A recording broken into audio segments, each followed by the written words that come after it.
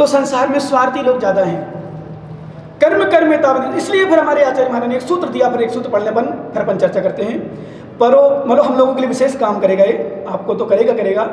परोपकृति मुसृज सौकर परोभव उपकुर्वन परिश्याग्यो दृश्यमान्य श्लोकवत्। हे विश्रांत सागर, मैं अपने उपदेश दे रहा हूँ, तुम्हें नहीं दे रहा हूँ। हे विश्रांत सागर, पर का उपकार करना छोड़ो। इसलिए मेरी दृष्टि अब प्रवचन में तो मालूम लॉकडाउन चल रहा ना, लॉकडाउन चल रहा, तो लॉकडाउन में प्रवचन वगैरह सब और आना जाना में बड़ा सुखी हूँ, बड़ा खुश हूँ। बस भगवान से प्रार्थना जरूर कर रहा हूँ कि भगवान बीमारी दूर हो, पर मैं तो कहता हूँ लॉकडाउन मेरे लिए तो बना रहे, भले व्यापारी को खुल जाए, मेरे लिए बना रहे। क्यों ना प्रवचन न मैं सोच रहा हूँ तुम्हारे अच्छे के लिए। मैं पुनः कह रहा हूँ, मैं यहाँ आया पंचकल्याण के लिए, मैं आपको प्रवचन करता हूँ, 1 घंटा प्रवचन कर रहा हूँ लगभग। आपसे क्या ले रहा हूँ, क्या स्वार्थ है, कितनी मेहनत करता हूँ। मेरा उद्देश्य, मैं बच्चे के प्रति बोलता था, खूब बोलता हूँ। किसके लिए? तुम्हारे बच्चे, मेरे बच्चे हैं क्या? मेरे कौन सा परिवार है? मेरा तो मात्र मेरा परिवार, मतलब वो भी एक मात्र अनुराग की दृष्टि से, वैसे नहीं, अनुराग है। और तुम स्वार्थी हो, मतलब तुम्हारे, जबकि एक बार मैंने किसी विषय में सामान लिया तो एक पिता अपनी बच्ची को लाया, वो प्रवचन सुन, मैंने कहा क्या नहीं, मान लो उदाहरण के लिए चेतन सामान समझ लो, नहीं चेतन क्या नहीं, तेरी बच्ची मैंने सुना, मैंने नहीं नाम नहीं लिया, सामान कहा कि बच्चों को लाया करो, ये करो, और एक जगह का नाम है, नाम लूंगा वहाँ का, वो लाया। उसी दिन मेरा विषय चला गया, मैंने आज की बच्ची देखो जीन्स टी शर्ट हो ये और वो बच्ची अपने पापा को चिल्लाती, महाराज के ऐसे प्रवचन, महाराज ऐसे प्रवचन करते हैं, जीन्स नहीं पहने क्या, टी शर्ट नहीं पहने क्या पहना हो ये वो पता नहीं, वो तो रूस गया। मतलब अपनी बच्ची से रूसने की अपेक्षा मुझसे रूस गया। उसको समझाने की दृष्टि मुझे समझा दिया उसने, महाराज आप प्रवचन ऐसा करते हो, मुझे आपको प्रवचन नहीं करना चाहिए, आजकल बच्ची को पहनावा है वो है। मैंने भग जा, मैंने तुरंत कहा भग जा। पहले मैं सुनता नहीं था किसी की, और सुनूंगा भी नहीं वैसे ऐसे विषय में, नहीं आना तुम घर बैठो। मैं तो स्पष्ट बोलता हूँ, पर मेरे प्रवचन में तो स्पष्ट पहले भी कहता था, अभी भी कह रहा हूँ, आगे भी कह रहा हूँ, मेरी क्रियाचर्या में कोई गलत हो बताओ, पर मेरे प्रवचन की गलती मत बताओ। मैं प्रवचन गलती क्योंकि आगम रखा मेरे सामने, जिनमानी रखी है। क्या है? जिनमानी। हाँ, थोड़ी बहुत कभी विषय में कभी दिखे तो विनय पूर्वक, कोई परेशानी नहीं, कोई परेशानी नहीं, अपन को सम्मान अपना, आप अपने हो, शिष्य हो, भक्त हो, श्रावक हो, बता दो। अरे महाराज प्रवचन ऐसे प्रवचन वैसे प्रवचन, ये लड़कियाँ ऐसी हो, महिला हो, बहुएं। मेरा ये बताओ, लड़की आपकी कि मेरी है? समझना, किसकी है? आपकी। आज वर्तमान में मैंने एक अनुभव किया, हम लोग नहीं बोलेंगे तो दुनिया में तुम तो बोलने वाले नहीं हो। ये आपकी बच्ची को देख लेगा, परिणाम खराब कर लेगा, और आपस में कह भी देगा कैसी बच्ची है, पर कहेगा नहीं। तो भाई बोलो, आप अपनी, भले आपके रिश्तेदार साड़ू की लड़की हो, बच्चे हो, साले की बच्ची हो, पोती हो, आप देख लोगे, पर बोलो क्यों? इसको बुरा लगेगा, इसको खराब लगेगा। सो आप इस दृष्टि में बताते नहीं हो। मैंने यहाँ तक देखा, देवरानी जेठानी की बच्ची को, जेठानी देवरानी की बच्ची को भी नहीं बोलते कुछ। बच्चा कौन? हम ही लोग ने बोलना बंद कर दिया। तुम्हारा ध्यान रखना, फिर से कह रहा हूँ, क्या जिस दिन गुरु नहीं रहेंगे ना, उस दिन तुम्हारी समाज का बहुत घ्रास है। नोट कर लो आज मेरे शब्द, बहुत। वैसे तुम इतने मुट्ठी भर बचे हो, मुट्ठी भर, उसी में तुम गुरुओं का अनादर करते हो, गुरुओं को निंदा करते हो, गुरुओं की नहीं सुनते हो, इतने स्वार्थी। तो आचार्य महाराज ने हमको संबोधन किया, महाराज विश्रांत सागर, पूजपाल स्वामी कह रहे विश्रांत सागर, परोपकृति मुसृज, पर का उपकार करना छोड़ो, ये नहीं सुधरेंगे, इनको सुधरना नहीं है। अपनी बच्ची को नहीं समझा रहे, मुझे समझाने आ गए। अपनी बेटे को नहीं समझा रहे, मुझे समझाने आ। मैंने कह दिया ऐसे ऐसे लोग हैं जो शराब पीते हैं, बेटे जैन होकर के कलंकी है, और महाराज बेटे को नहीं समझाएंगे कि बेटा तू कैसा कलंकी है, शराब पी रहा है, तो शर्म आना चाहिए, जैन कुल में पैदा हुआ है, जैन कुल में जन्म लिया है, तू बड़ी सिगरेट पी रहा है, तम्बाकू खा रहा है, अंडे खा, उसको नहीं समझाएगा, मुझे समझाने आ जाएगा। मुझे मतलब मैं अपने लिए नहीं, मतलब पर्टिकुलरली ध्यान रखना, कभी हम जब अपने लिए कहें, ये मत समझना कि अपने लिए कह रहे हैं, साधु के लिए, गुरुओं के लिए। ध्यान रखना भैया, विशेष आप शब्द में से सभी लोग, क्या हम लोग नहीं समझाएंगे, कौन समझाएगा? परंतु हमारे आचार्य महाराज अध्यात्म दृष्टि से यहाँ स्पष्ट कह दिया, पर फिर भी हम लोग कहते भाई समझाओ, और समझाओ वहीं तक। मेरा तो स्पष्ट सूत्र था ये पहले, अभी भी है, be can make understood all but not improve. क्या? Be can make understood all but not improve. मेरा काम मात्र समझाना, बट नॉट इम्प्रूव, सुधारना नहीं। मैं समझा सकता हूँ, सुधार नहीं सकता, और सच में समझाने का ही प्रयास करता हूँ। सुधार तो जब आदिनाथ भगवान अपने मारीच को नहीं सुधार पाए, अपने पोते को नहीं सुधार पाए, मैं कौन होता हूँ तुम्हें सुधारने वाला? क्योंकि हर व्यक्ति की अपनी अपनी किस्मत अलग अलग होती है। जिसको सुधरना है, मैं प्रवचन कर रहा था एक बार, तुम्हें भी सुना तो भाई यदि हो सके तो कर लेना।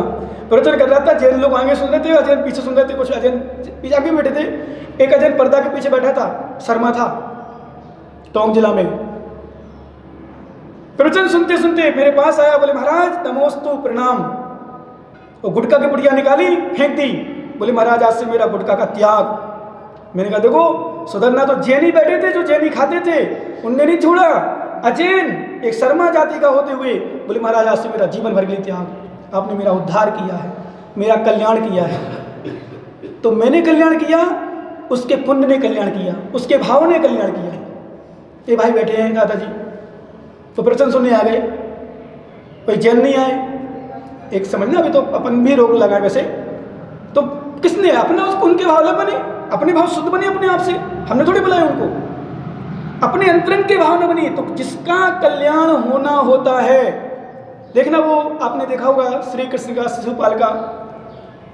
श्री कृष्ण जब छोटे थे उस समय शिशुपाल का जन्म हुआ था, तो वो बुआ लगती थी शिशुपाल की माँ, तो उनके 2 हाथ और नेत्र, तीसरा नेत्र बताते हैं वो हिसाब से, बाकी वो क्या है अपने समझ लो। तो उन्होंने पूछा ये कैसे अलग होगा? तो बोले जिसके हाथ से मृत्यु होगी, जिसके गोद में पहुंचेगा, जिसके हाथ मृत्यु होगी, उसको गोद में पहुंचते ही उनके हाथ झड़ जाएंगे और वो तीसरा नेत्र भी साफ हो जाएगा। तो सबने लिया, बलराम ने लिया, पूगा ने लिया, कुंती ने भी लिया, और ने लिए गोद में लिया सबको। फिर वो बस तो श्री कृष्ण ने भी लिया, और जैसे श्री कृष्ण ने लिया तो उनके हाथ झड़ गए, और वो तो बुआ ने देखा, क्योंकि आकाशवाणी हुई थी कि घबराओ मत, एक गोद में जाएगा जिसकी, वो किसके गोद में? जिसके हाथ से मृत्यु होगी, समझ रहे हो ना, जिसके हाथ से मृत्यु होगी उसके गोद में जाते ही इनके वो हो जाएंगे। तो बुआ कहती है बेटा तू क्या अपने भाई को मारेगा? तो वो अपने हिसाब से संबोधन करते हैं, माँ बुआ जैसा भाग में किस्मत में उसको कौन टाल सकता है, कौन कर सकता है, परंतु मैं क्या करूं, ऐसा होना होगा तो वैसे होगा। तो बुआ फिर कहती है, क्योंकि देखो वो तो बनाई गई, फिर बाकी होगा जो है सही, जो जैसी होगी स्थिति। बोले बेटा एक वचन दे, इसकी 100 गलतियां तक तो माफ करना, और 100 के बाद फिर आपका विषय। तो फिर वो गाली जब देते हैं, सभा में आते हैं, किस समय जो उनका वो यज्ञ चला था, सामूहिक वो चल रहा था, सब लोग जुड़े थे, गुरुजन आदि, उस समय शिशुपाल पहुंचता गाली देता है। जब उनकी पूजा और पाद प्रसाद वगैरह होता है, उनका चरण वगैरह धोए जाते हैं श्री कृष्ण के, हे नकुल इस पागल के, पाखंडी के, और इसका और पता नहीं क्या क्या ग्वाले के, और जो नीचे बैठने लायक उसकी पूजा कर रहे हो, उसकी आराधना करते हो। तो बहुत सारे लोग चिल्लाने लगे, भीष्म पितामह भी चिल्लाने लगे, बलराम भी खड़े हो गए, युधिष्ठिर भी खड़े हो गए, नकुल सहदेव भी चिल्लाने लगे, भीम भी अपने ताकत में, क्योंकि भीम का शरीर वैसे ही बलवान शक्तिशाली, पर श्री कृष्ण सबको मना कर बोले इनको, इसको गाली देना तो जितनी देन दो, उनको 100 पूरी गिनना था, उसको 100 गिनना था। तो वो कहते चिल्लाओ तुम और बोलो, बोले फिर और गाली देने लगा। फिर लास्ट में फिर वो चिल्लाए, तो बलराम जी खड़े हो गए, मैं तेरी जीभ काट दूंगा, मैं ऐसा कर दूंगा। फिर अनेक प्रकार की चर्चा हुई। फिर जब फिर श्री कृष्ण ने सबको मना किया, बोले इसको बोलने दो। फिर लास्ट में, क्योंकि अपने आगम में धर्म भी है वो तो चक्र वाला, तो फिर वो आते हैं शिशुपाल स्वयं, देखो होनहार, देखना मृत्यु वाले की होनहार, जीने वाले की होनहार, घाटा लगने वाले की होनहार, फायदा होने वाले की होनहार, अच्छे होने वाले की होनहार, बुरा होने वाले। आज मैं यही चिंतन कर रहा था जब कई विषय को लेकर चिंतन करता हूँ, बोले विश्रांत सागर जो होना है वो होके रहेगा, हम कुछ नहीं कर सकते, कुछ भी नहीं कर सकते। किसी को दोष देना पागलपन है, अज्ञानता है, मूर्खता है। वो शिशुपाल स्वयं गिर रहा है, तो मूर्ख है 96 में, तो पागल है, मतलब मैं सब तो नहीं आ रहा पूरा, ए 97, ए 98, ए 99, ए पूरी 100 बोल। फिर वो श्री कृष्ण ने फिर लिया चक्र और चला दिया गर्दन। क्या हुआ समझ रहे ना? कहने का अर्थ ये संसार बड़ा स्वार्थी है, इनका तो उपकार करना कर भी नहीं सकते, यद्यपि कर भी नहीं सकते। जिसकी होनहार जैसी होती है वैसे उसके भाव बनते हैं, नियम है। हमने कहा था, आपको सुना चुके, इसलिए बार बार नहीं सुनाऊंगा। तादृशी जायते बुद्धि व्यवसाय तादृशा सहाया तादृशी संति यादृशी भवितव्यता। वैसे ही बुद्धि चलती है, वैसे ही तादृशी जाति बुद्धि व्यवसाय, वैसे ही व्यापार चलता है। सहाया तादृशी, सहायक भी वैसे मिलते हैं। हमने बताया था ना कल, यदि आपका शुभ होगा या हमारा शुभ होना होगा तो आपको इन्हें सहयोग, ये सहयोग, ये सहयोग सब एक से मिल जाएंगे, सब एक से कहने वाले मिल जाएंगे। देखना अभी समय ऐसे आता है, आया है, आता है कि व्यक्ति सबकी बुद्धि भ्रष्ट हो जाती है। इसने उसको समझा, उसने हाँ मतलब नहीं दिखते, फिर क्या? क्योंकि ध्यान रखना, जैसे मान लो आप और हम हैं, हमारा भी कर्म आपका भी कर्म दोनों लगाया जाता है। हमारा अशुभ कर्म का उदय होगा, हमारा अशुभ कर्म का उदय होगा, तब आपके परिणाम वैसे होंगे। और आपके भी अशुभ कर्म का बंद होना होगा, तो आपके परिणाम वैसे होंगे। और सहयोगी वैसे मिलेंगे जैसे उनका भी होना होगा,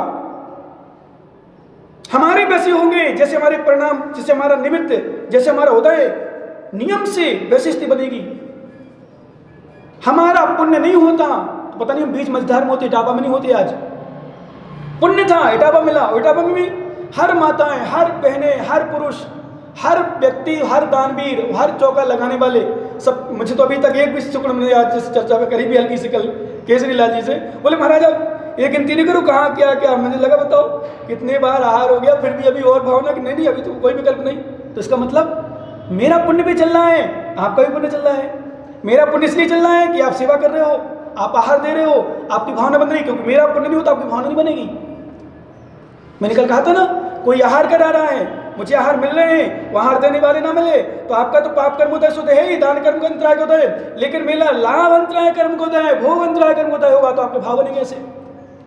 इसलिए फिर मैंने आपको गाली देना बंद कर दिया, गाली देने वालों को गाली देना बंद कर दिया।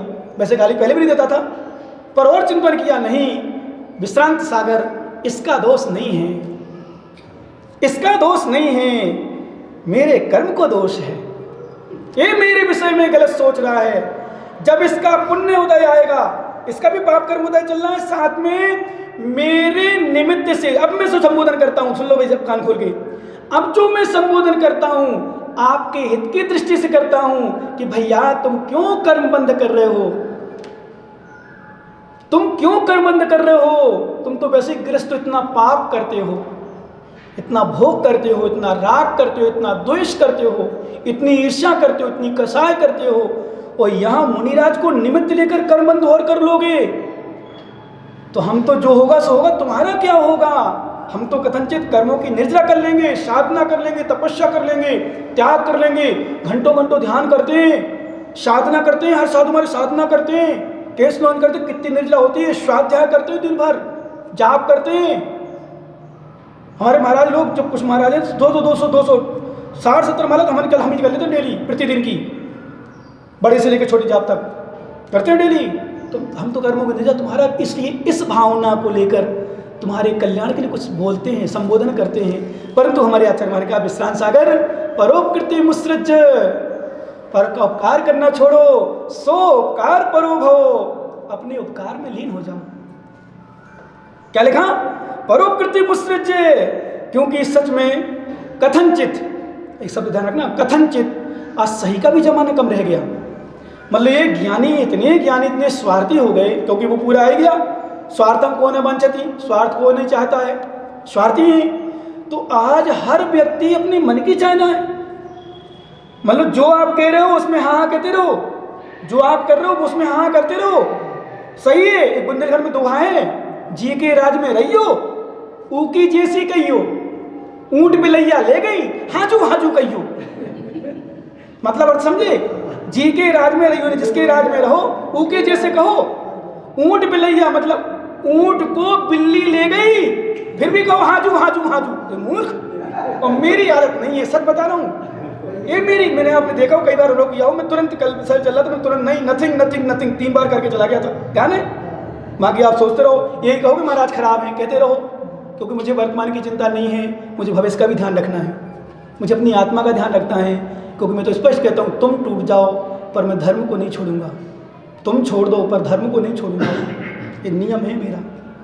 क्योंकि तुम कितने, मैंने कहा था ना कल, साले जीजा को कहा था, मौसी को कहा था, आप लोगों को कहा था, भैया ये मत सोचना मेरा साला ऐसा करा तो मैं भी करूँ, साला तक है, गुरु तो हमेशा के लिए हैं, अगले भाव तक। तत्पादौ मम हृदय तप्पतु लीनम तिष्ठितं तावत् यावत् निर्वाण संप्राप्ति। जैसे भगवान के लिए, ऐसे गुरु के लिए कहा गया कि भगवान हे गुरु, मेरे हृदय में आप हमेशा हमेशा के लिए विराजमान हो। कब तक? जब तक मेरा निर्वाण ना हो।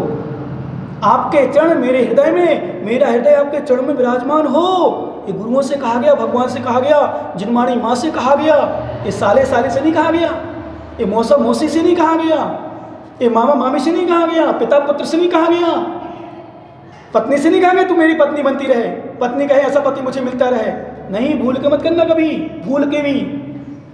कई बार माताएं कह देती हैं क्या, ऐसा पति मुझे हमेशा हर भाव मिलते रहे, मतलब स्त्री पर्याय बनने की तूने चेष्टा कर ली।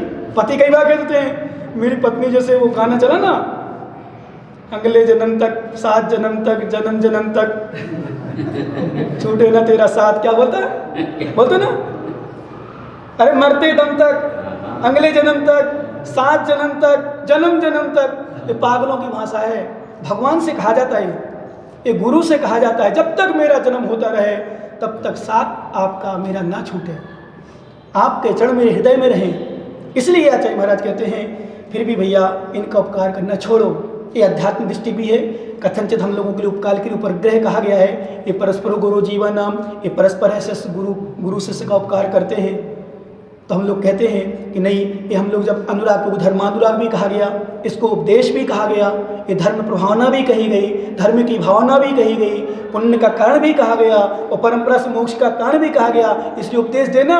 परंतु यहाँ कहने का अर्थ है कि उपदेश देना, कर्ता मत बनना।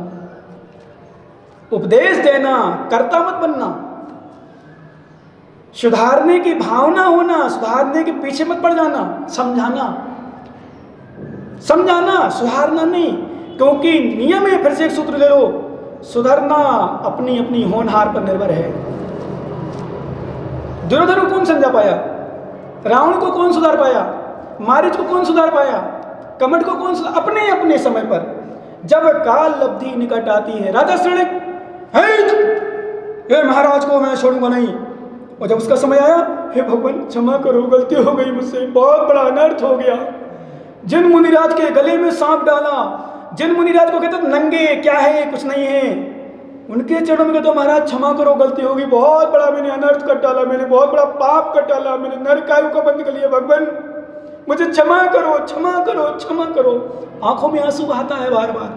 वही किसने कहा था कि पश्चाताप करो, किसने कहा था क्षमा मांगो, किसने कहा था हाथ जोड़ो, किसने कहा था विनय करो। होनहार थी, अच्छी, बुरी थी, नरकायु का बंद होना तो मुनिराज के निमित्त से ऐसे भाव बन गए। मैंने कहा था एक दिन, जिस दिन तुम्हारा अशुभ कर्म को दया आएगा, तुम्हारे भाव मेरे प्रति खराब होने लगेंगे।